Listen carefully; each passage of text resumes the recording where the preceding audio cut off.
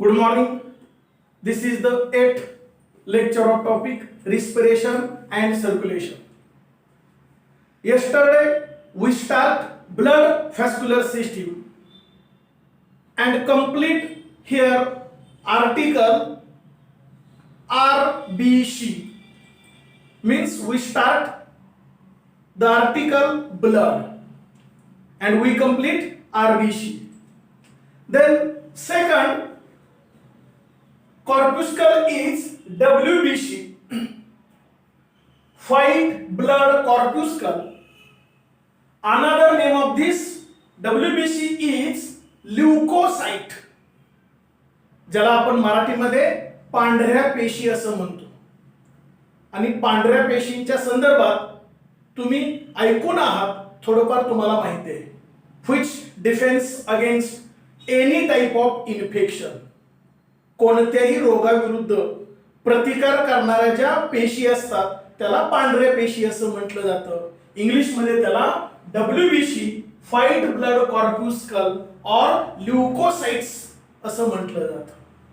So today we focus on this concept. Actually WBCs are large as compared to RBC. Spherical in shape, colorless, hence termed as a white blood cells. These cells are larger, spherical, colorless and nucleus contains cell. WBC मध्ये मात्र nucleus compulsory असतो. RBC मध्ये आपण nucleus absent असं म्हटलं होतं. इथं मात्र न्यूक्लियस कंपल्सरी प्रेझेंट असलेला आपल्याला दिसून येईल. The measurement of this WBC is about here 8 to 15 micrometre in diameter. आणि RBC चा किती पाहिलेलं होतं आपण? 7 to 8, म्हणजे छोटे ऍज कंपेअर टू WBC. ही प्रॉपर मेजरमेंट सुद्धा आपल्याला माहिती असणं गरजेचं आहे. The total count of this WBC in our body is near about 5000 to 11000 per millimetre cube. एवढ्या संख्येनं आपल्या शरीरातील ब्लड मध्ये WBC असणं अपेक्षित आहे. कमीत कमी 5000, जास्तीत जास्त 11000. It depends upon the person to person. Number हा पर्सन नुसार थोडाफार कमी जास्त असतो, वेगळा असतो. पण ही रेंज ही नॉर्मल रेंज आहे. एवढ्या थोड्याफार फरकानं WBC आपल्या शरीरामध्ये असणं अपेक्षित आहे. Here this WBC sometimes squeeze out from blood capillaries. Suppose this is the blood capillary and from this wall sometimes this WBC squeeze out or move out from this blood capillary. That process is called as a diapediasis.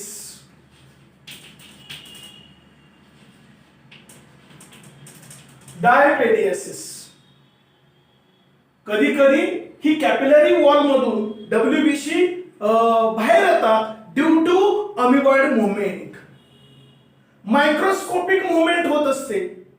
Same like here amoeba जशा पद्धतीनं movement करतो त्या पद्धतीनं WBC ची सुद्धा हालचाल होत असते.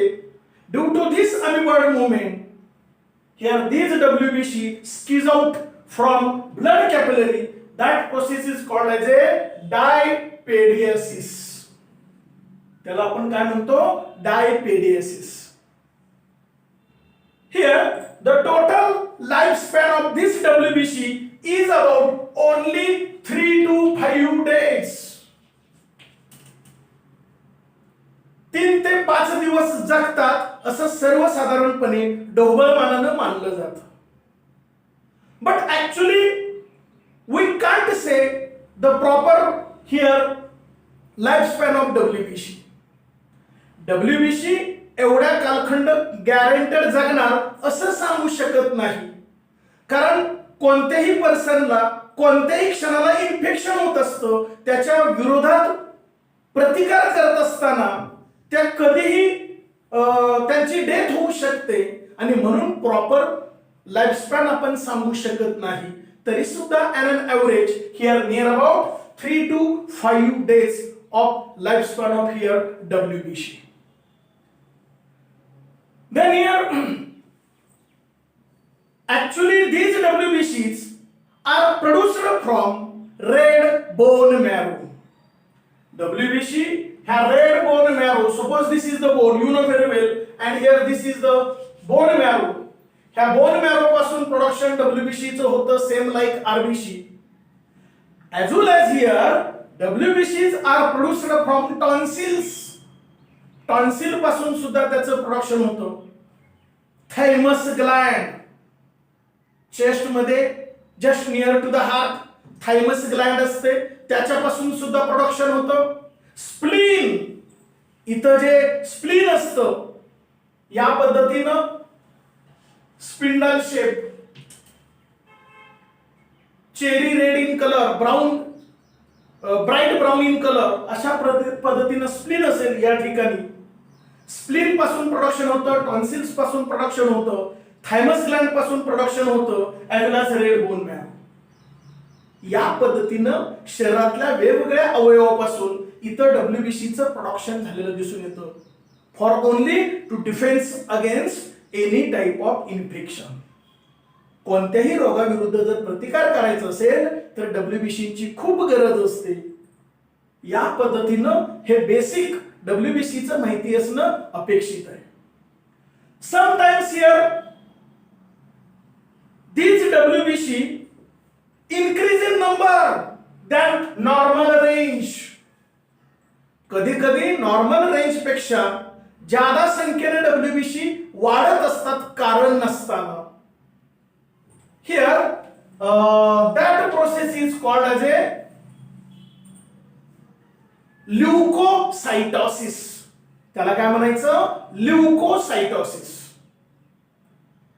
And abnormal increase in number of WBC is called as a leukemia, means blood cancer. आपल्या शरीरामध्ये कधी कधी कारण नसताना WBCची संख्या खूप वाढते, सतत वाढत राहते. तो ब्लडचा कॅन्सर असतो, कॉल्ड एज ए ल्युकेमिया. आणि थोडीफार संख्या वाढली तर त्याला, आणि टेम्पररी जर वाढली तर त्याला आपण काय म्हणतो? ल्युकोसाइटोसिस. समटाइम्स डिक्रीज इन नंबर, कधी कधी त्याचा नंबर कमी होतो दॅट नॉर्मल रेंज. आता 5000च्या वरती असणं अपेक्षित आहे.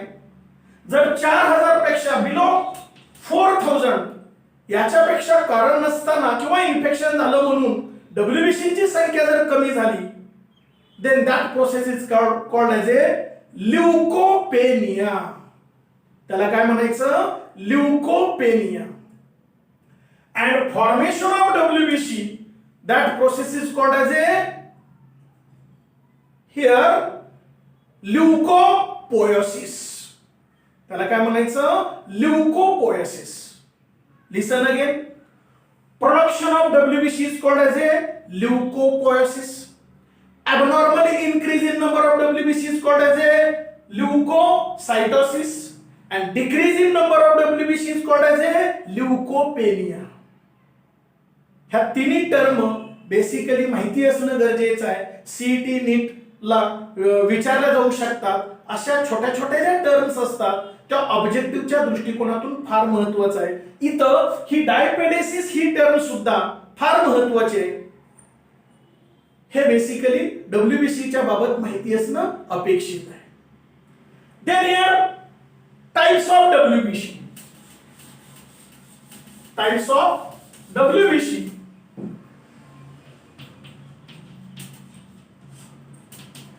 There are actually two most important types of WBC. One is granulocyte पहिला प्रकार ग्रॅन्युलोसाइट्स and then second agranulocytes. Agranulocytes. The total count of granulocyte is near about 72%, and here granulocyte is near about 28%. आपल्या blood मध्ये किंवा body मध्ये 72% ग्रॅन्युलोसाइट असतील तर 28% agranulocyte असतील. Granulocytes means suppose this is the cell, ही अशी पेशी असेल. Cell consist clear homogenous substance called as a cytoplasm. पेशी म्हटलं की पेशीच्या आतमध्ये काय आला? साइटोप्लाझम. and this cytoplasm consists here granules. असे टिपके टिपके असतील granules, meaning here cytoplasm consists granules. That type of cell is called as a granulocyte. And also nucleus is centrally placed. मध्यभागी केंद्रक नेहमीप्रमाणे पेशीमध्ये असतोच. अग्रॅन्युलोसाइट कसं असेल? Suppose this is the cell, अशी पेशी असेल. Here nucleus is centrally placed and here cytoplasm is clear, homogeneous, water like without any granules. इथं मात्र टिपके granules totally absent. Hence called as a agranulocyte. A means absent. Which part is absent? Granules are absent. Hence called as a agranulocyte. आणि इथं granules present म्हणून काय म्हटलेलं आहे? Granulocytes. Again this granulocyte divides into three types. First one is called as a neutrophil. Neutrophil. Second type here basophil. Basophil. And last third type acidophil.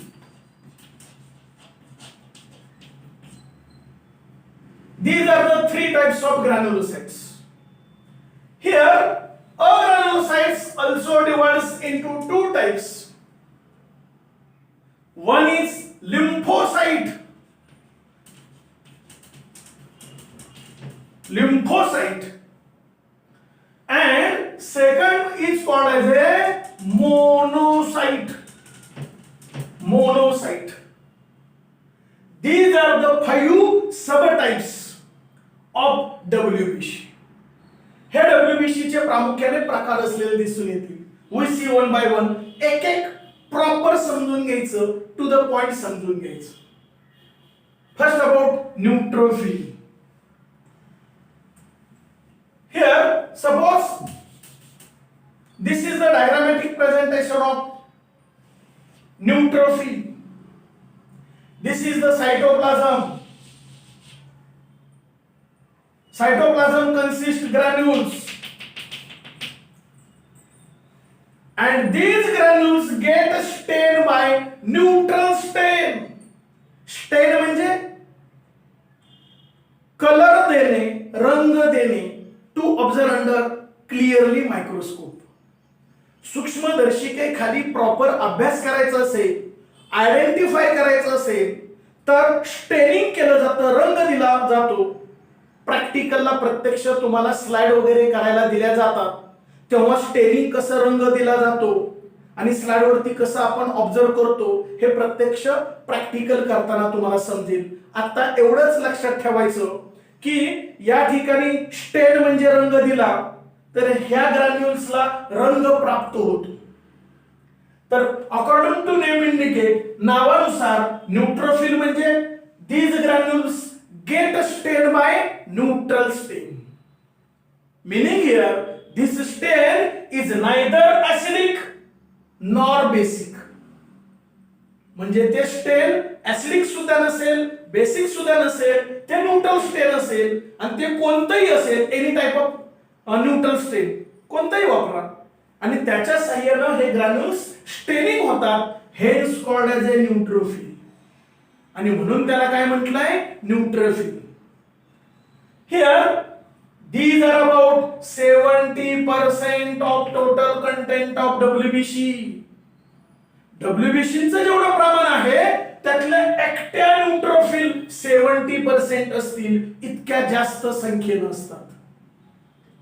and nucleus is many lobed. Nucleus is many lobed like this. Near about 5 to 7 lobe, 5, 6, 7 असे अनेक lobe असतात. हे एक महत्त्वाचं वैशिष्ट्य की ज्याच्यावरून we identify here this is neutrophil. केंद्र कसं असेल, मेनी लोब, हे अत्यंत महत्त्वाचं कॅरेक्टरिस्टिक्स असेल. म्हणजे मी या ठिकाणी काय सांगितलं, ग्रॅन्युल्स गेट स्टेन बाय न्यूट्रल स्टेन, total percent is about 70%. And here nucleus is many lobed. आता चौथा महत्वाचा पॉइंट, फंक्शन. या न्यूट्रोफिलचं फंक्शन काय आहे आपल्या बॉडीमध्ये, here phagocytosis. Phagocytosis means engulf microorganism, pathogen and destroy it. आपल्या बॉडीवरती जो कोणी पॅथोजन अटॅक करतोय की ज्यानं आपल्या बॉडीला इन्फेक्शन होणार आहे, आजार निर्माण होणार आहे, त्याच्याच वरती अटॅक करायचं, त्याला गिळंकृत करायचं आणि त्याला पूर्णपणे मारून टाकायचं, that process is called as a phagocytosis. हे अत्यंत महत्त्वाचं कार्य कोणाचं असेल, न्यूट्रोफिलचं असेल. Are you getting this? Then next here basophil. तेच 4 पॉइंट्स पाहिजे. Suppose this is the diagrammatic presentation of here basophil. Cytoplasm is also clear. It consists here granules. Percent is about 0.5 to only 1%. इतक्या कमी संख्येने असतात. Only 0.5 to 1%. And these granules get stained by basic stain. Example here methylene blue. Methylene blue नावाचं जे स्टेन आहे की ज्यानं रंग प्राप्त होतो, मिथिलीन ब्ल्यू स्टेन, इट इज बेसिक स्टेन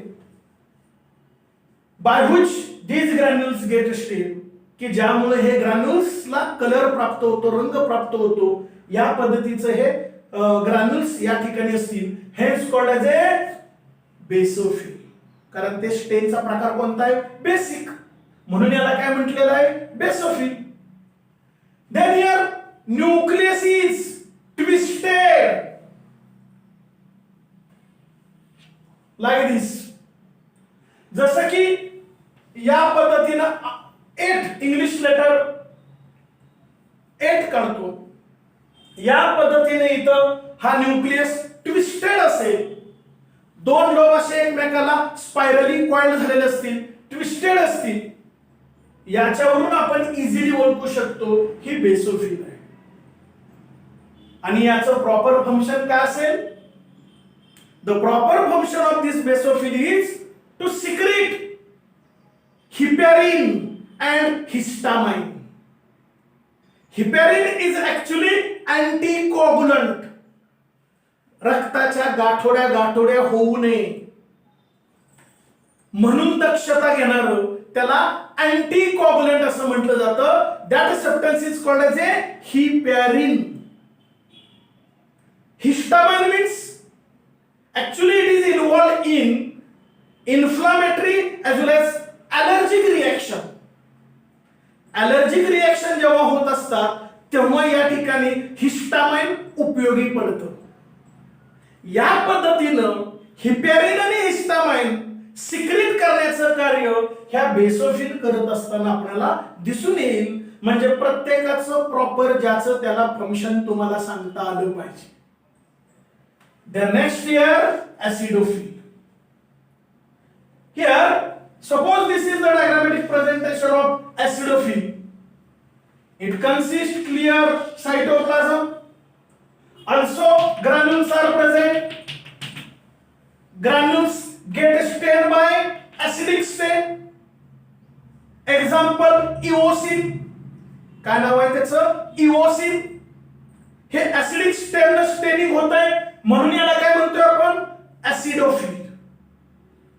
हे ग्रॅन्युल्स गेट स्टेन बाय ऍसिडिक स्टेन. Example, eosin. Hence called as a acidophile. It is about 1 to 3% of total content of WBC.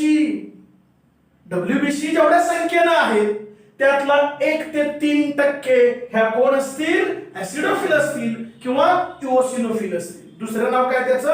Eosinophil. Then here nucleus. Nucleus is bilobed.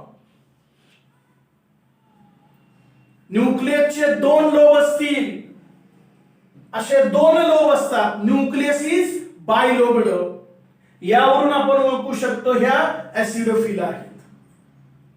आणि ऍसिडोफिलचं function काय असेल? These are actually non phagocytes. म्हणजे त्या foreign particles engulf करणार नाहीत. And they show here antihistamine property. antihistamine property दाखवतं म्हणजे याच्या विरोधात. इथं हिस्टामाइन प्रॉपर्टी दाखवतो, इथं मात्र अँटीहिस्टामाइन प्रॉपर्टी दाखवतो. आणि हिस्टामाइन कधी उपयोगाला येतं तुम्हाला आत्ताच सांगितलं, during allergic condition, allergic reaction. या पद्धतीनं ज्याचं त्याला प्रॉपर फंक्शन माहिती असणं अपेक्षित आहे. Then next here, granulocytes. It divides into first lymphocyte and second monocyte. First here we see about lymphocyte. Lymphocyte, suppose this is the diagrammatic presentation of lymphocyte. Actually, these cells are very small. या पेशी आकाराने छोटे असतील as compared to other cell. इतर पेशींच्या तुलनेत ह्या छोटे असतात. But large spherical nucleus. Nucleus मात्र मोठा आहे अँड स्पेरिकल म्हणजे गोल आहे. Cells are small but nucleus is large and spherical. Here granules are absent. Granules नाहीत. का? हा कोणाचा प्रकार आहे? अग्रॅन्युलोसाइटचा प्रकार आहे. त्यामुळे ग्रॅन्युल्स असतील का? नाही. त्यामुळे स्टेनिंग होण्याचा प्रश्न येईल का? नाही. And here these are about. याचं प्रमाण किती असेल? 25%, 25% असेल. Here lymphocytes are of 2 types. लिम्फोसाइटचे 2 प्रकार पडतात. पहिला कोणता? बी आणि दुसरा कोणता? T lymphocyte. These B lymphocytes get mature from red bone marrow. Red bone marrow पासून ह्या बी लिम्फोसाइट तयार होतात. कशासाठी? To produce antibody for defence against any type of infection. कोणत्याही रोगाविरोधात प्रतिकार करण्यासाठी ज्या अँटीबॉडीची गरज असते त्या अँटीबॉडीचं प्रोडक्शन कोण करतं? B lymphocyte. मग T lymphocyte get mature from thymus gland. जी थायमस ग्लँड असते त्याच्यापासून त्या मॅच्युअर होतात. And these are also 4 types. Cell mediated immunity असं म्हटलं जातं. ते टी लिम्फोसाइटचे 4 प्रकार कोणते? Killer T cell, helper T cell, suppressor T cell and memory T cell. हे 4च्या 4 प्रकार आपण ह्यूमन हेल्थ अँड डिसीज हा टॉपिक आपण शिकलेलो आहोत. त्या ठिकाणी प्रत्येकाचं फंक्शन मी सांगितलेलं होतं. म्हणजे या ठिकाणी टी लिम्फोसाइट आणि बी लिम्फोसाइट हे दोन्ही या ठिकाणी प्रोडक्शन होत असतील. थोडक्यात for defence against any type of infection इथं या पद्धतीनं लिम्फोसाइटची मदत झालेली दिसून येईल. And then here monocyte. Monocyte is large, आकाराने मोठी असेल. And nucleus is bean shape, kidney shape. किडनीचा जसा आकार असतो, बियांचा जसा आकार असतो, तसा न्यूक्लियसचा आकार आहे, large and kidney shape. Granules are absent, hence there is no chance to get a stain. स्टेनिंगचा काय आता प्रश्न येणार नाही. And here these are about how many percent? 3%. या 3% असतील, 25 आणि 3 28 या पद्धतीने 3% असतील. आणि या मोनोसाइटचं फंक्शन काय? Here they are also phagocytic. त्या सुद्धा काय करतील? Engulf pathogen and destroy it. आपल्यामध्ये त्याला गिळंकृत करतील आणि विरघळून टाकतील, मारून टाकतील त्या पॅथोजनला. या पद्धतीनं मोनोसाइटची सुद्धा मदत झालेली दिसून येईल. अशा प्रकारे 1 2 3 4 5 टोटल WBC चे किती प्रकार असतील? 5 असतील. हा मोठा कन्सेप्ट आहे. हा बोर्ड थेअरीला 4 मार्काला वगैरे विचारला जाऊ शकेल, त्यामुळे त्याच्यावर फोकस करणं गरजेचं आहे. आणि सीईटी आणि नीटला यातले ऑब्जेक्टिव्ह जे आहे ते विचारण्याची शक्यता जास्त आहे. So you people concentrate on this WBC concept. Then next here, thrombocyte.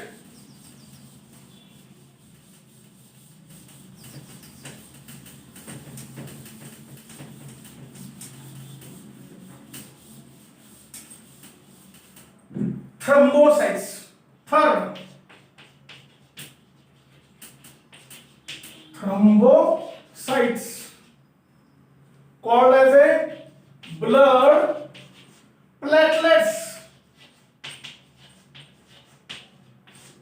Blood platelets means thrombocyte. Blood कशाने बनतं? पहिलं काय आपण पाहिलं होतं? प्लाझ्मा. तो किती टक्के असतो? 55% सेकंड 45% म्हणजे 45% कोण असतील? कॉर्प्युस्कल्स म्हणजे रक्तातल्या पेशी. त्या किती प्रकारचे आहेत? 3.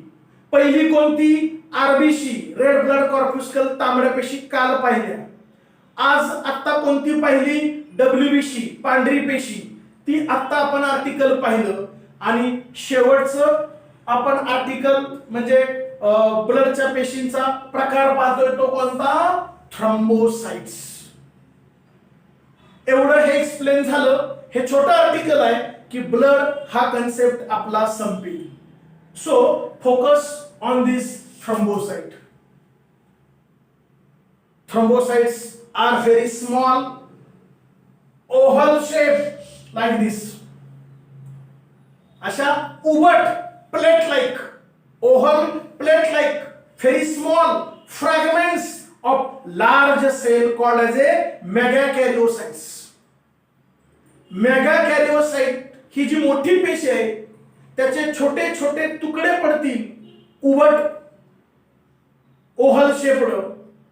याला आपण काय म्हणतो? थ्रोम्बोसाइट्स और blood platelet. These are about 2.5 to 5 micrometer in diameter. 2.5 to 5 micrometer in diameter. Very small. But here also without a nucleus contained cell. Same like RBC. RBC मध्ये न्यूक्लियस नव्हता. WBC मात्र कंपल्सरी होता. आणि thrombocyte मध्ये पुन्हा nucleus नाही, nucleus absent. आणि ही त्याची मेजरमेंट असेल. The total count of thrombocyte in our blood or body is about 2.5 to 4.5 lakh per millimeter cube.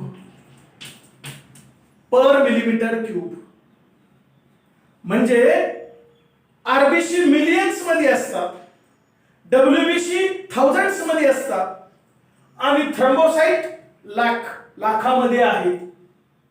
हे त्याचं प्रॉपर संख्या असेल. कमीत कमी 2.5 आणि जास्तीत जास्त 4.5 लाख पर मिलीमीटर क्यूब इतकी संख्या ब्लड प्लेटलेटची आपल्या शरीरामध्ये असणं अपेक्षित आहे. याच्यापेक्षा कमी असता कामा नये आणि याच्यापेक्षा जास्तही होता कामा नये. हे प्रोपोर्शनेट आहे. शरीराला जेवढी गरज आहे एवढ्या ब्लड प्लेटलेट आपल्या शरीरामध्ये असणं अपेक्षित आहे.